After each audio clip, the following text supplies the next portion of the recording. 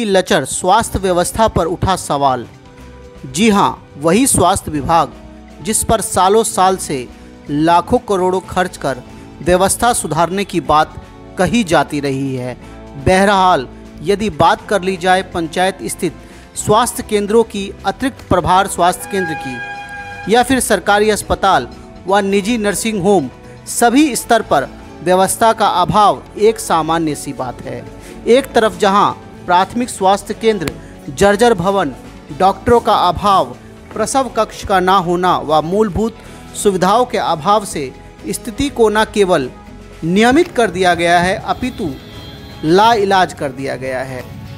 ताज़ा मामला बाबूबरी प्रखंड के बरहारा अतिरिक्त स्वास्थ्य केंद्र का बताया जा रहा है, जहां पर समाज सेवी बाबूबरी प्रखंड के पूर्व एमएलए प्रत्याशी मनोज झा के अनुसार बाबूबरी के इस स्वास्थ्य केंद्र में ना तो मकान है, न ही प्रसव कक्ष है और न ही डॉक्टरों की सुविधा है।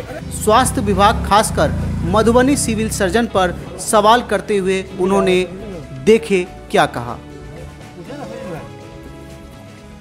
देखिए, यह तो छिपा हुआ किसी से नहीं है कि मधुबनी में स्वास्थ्य की व्यवस्था क्या है, सरकारी हॉस्पिटल हो या प्राइवेट हॉस्पिटल हो। तो एक जगह जहां यह बात बिल्कुल से व्याप्त है कि प्राइवेट हॉस्पिटल्स जो है किस तरह से लूट घसोट पब्लिक के साथ कर रहा है, उसका मेन कारण यह है कि जो सरकारी हॉस्पिटल है उसमें व्यवस्था नाम की चीज़ नहीं है। लोग मजबूर होकर प्राइवेट में जाते हैं और प्राइवेट हॉस्पिटल जो है उनके साथ यहाँ तक व्यवहार कर रहा है कि जब वो मर जाते हैं उसके बाद भी वेंटिलेटर लगा के उनसे पैसा वसूलने का काम किया जाता है। तो यह जो अपराध हो रहा है, इस अपराध को अगर रोका नहीं गया तो यह बिल्कुल मधुबनी जिला स्वास्थ्य व्यवस्था के लिए तो सबसे गंदा अभी माना ही जा रहा है।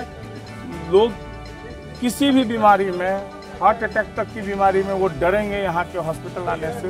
वो सीधा सोचेंगे कि हम मधुबनी से बाहर ही जाके इलाज कराएं और रास्ते में उनकी मृत्यु हो सकती है। मतलब मेरे कहने का यह मतलब है, मौत के खौफ से भी ज़्यादा खौफ जो है ये सरकारी हॉस्पिटल में आने पे आम आदमी को हो रहा है। और जिस स्वास्थ्य केंद्र पे अभी हम उपस्थित हैं, ये बाबूबरही जो प्रखंड है उसका एडिशनल स्वास्थ्य केंद्र है। एडिशनल स्वास्थ्य केंद्र कहने का मतलब यह है कि बाबूबरही में एक मेन स्वास्थ्य केंद्र है, उसके बाद इसको एडिशनल स्वास्थ्य केंद्र कहते हैं। बरहारा में है। हाँ, अभी हम बरहारा में हैं, तो ये एडिशनल स्वास्थ्य केंद्र बरहारा में हम हैं। और जो एडिशनल स्वास्थ्य केंद्र बरहारा में जो कागजी रूप से दिखाया जा रहा है वो बिल्कुल ही मतलब कि हो नहीं रहा है, असत्य है। कागज़ में दिखाया जाता है डेली डॉक्टर आते हैं, कागज़ में दिखाया जाता है डेली जो है वो मेडिसिन का वितरण होता है, लोगों का सुचारू ढंग से इलाज होता है।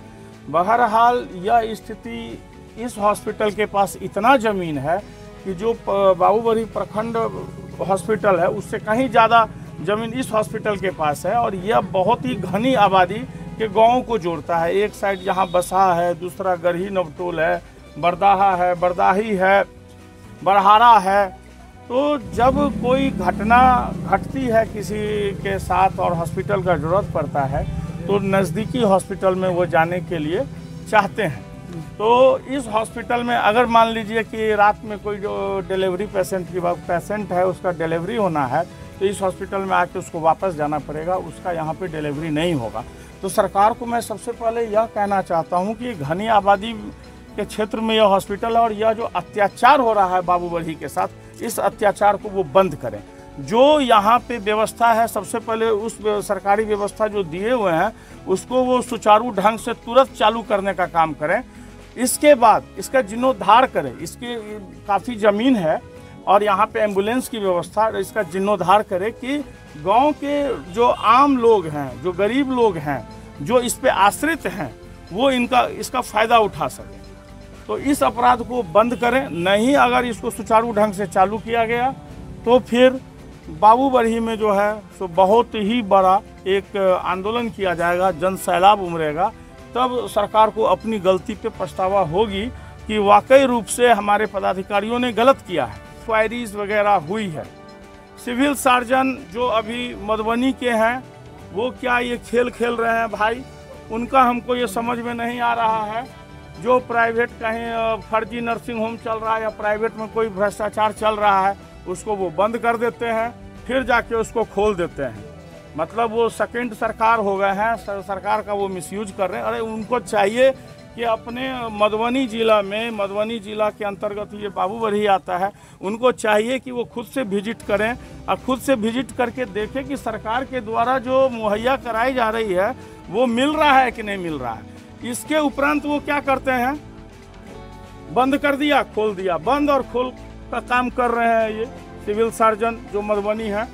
दूसरी बात हम यह कहना चाहेंगे, ये कुछ फर्जी नर्सिंग होम वगैरह सब खोल के बड़ा बड़ा प्रचार करता है, बड़ा बड़ा बोर्डिंग का बोर्ड लगा के काम कर रहा है। ये सब जो फर्जी कर रहा है इसको तुरंत बंद किया जाए, इंक्वायरी किया जाए।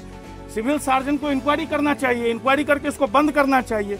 जो स्वास्थ्य के साथ अपराध हो रहा है, जो कोई रोग से बिलख रहा है, मर रहा है, उसको तुरंत उपचार चाहिए। उसके साथ जो कोई अपराध करता है उसको तो किसी भी तरीके से क्षम्य करने योग्य है ही नहीं।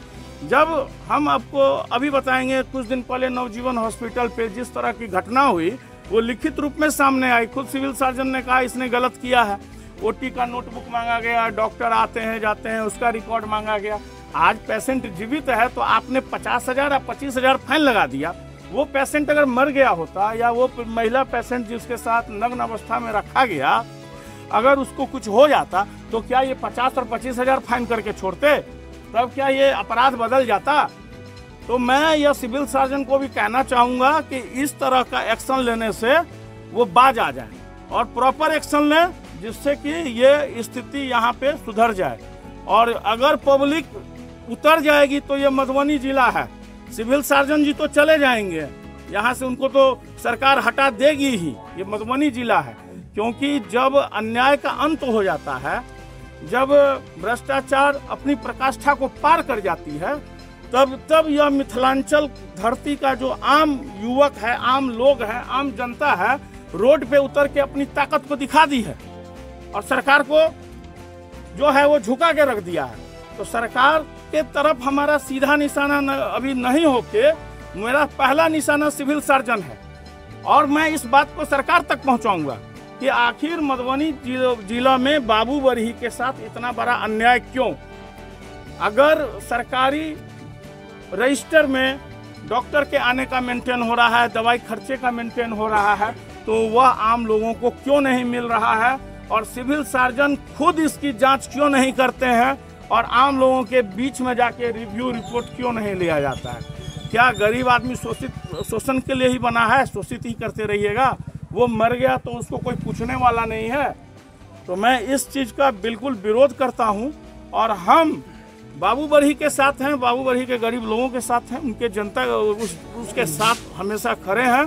और मैं यहाँ से एक बात यह पहुँचाना चाहता हूँ कि इस तरह का अपराध को अब बंद कर दिया जाए। जो अपराधी हैं उनके लिए बहुत अच्छा रहेगा। अपराधी सिर्फ वो नहीं होता जो गोली और बंदूक लेके निकलता है, जो कलम लेके अपराध कर रहा है वो भी अपराधी होता है। आप MBBS हो गए, आप MD हो गए, आपने बड़ी बड़ी डिग्रियां ले ली, अमेरिका तक जाके आपने डिग्रियां ले ली, और गांव में यहाँ पे आके अत्याचार कर रहे हैं आप। तो ये पढ़ा लिखा जो अपराधी है वो बड़ा अपराधी है। कोरोना काल में, लॉकडाउन में, जहाँ डॉक्टरों ने अपनी जान को गंवा के लोगों को बचाया है, वहीं आज जब स्थिति सामान्य है तो आज अभी मैक्सिमम डॉक्टर्स प्राइवेट हॉस्पिटल्स को जो है संरक्षण प्राप्त है, तो संरक्षण प्राप्त है और ये अपना मनमानी कर रहे हैं। तो इस चीज़ को बंद किया जाए, सरकारी हॉस्पिटल को अच्छे से चलाया जाए कि प्राइवेट हॉस्पिटल की उसको ज़रूरत ना पड़े, और प्राइवेट हॉस्पिटल जो अच्छा है उसको अच्छा रिवार्ड दिया जाए, जो गलत है उसको तत्काल बंद किया जाए।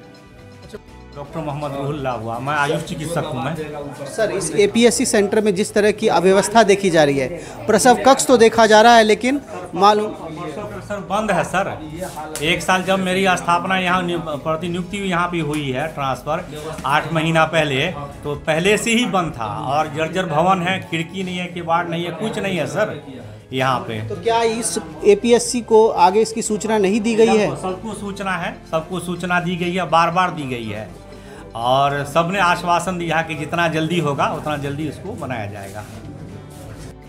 तो आपने देखा किस प्रकार समाज सेवी मनोज झा जी ने स्वास्थ्य विभाग पर तीखे प्रहार करते हुए सिविल सर्जन से सवाल पूछे, साथ ही प्रभारी महोदय ने किस प्रकार अपनी मजबूरी बताई। यह स्थिति न केवल बाबूबरही बरहारा अतिरिक्त स्वास्थ्य केंद्र की है, बल्कि जिले में ऐसे अन्य कई स्वास्थ्य केंद्र हैं जो कि मूलभूत सुविधाओं से भी वंचित है। वहां पर ना तो मकान है, ना ही प्रसव कक्ष है, ना ही मूलभूत सुविधाएं हैं, ना ही बिजली की सुविधा है। तो यदि आपको भी लगता है कि इस तरह के मामलों में आवाज़ उठनी चाहिए तो अपना कमेंट ज़रूर करें, क्योंकि कहीं ना कहीं आपके कमेंट से समाज में एक बदलाव आ सकता है। इस तरह के वीडियो के साथ फिर मिलते हैं अन्य वीडियो में, तब तक दीजिए इजाज़त। जय हिंद, जय भारत, जय मिथिला।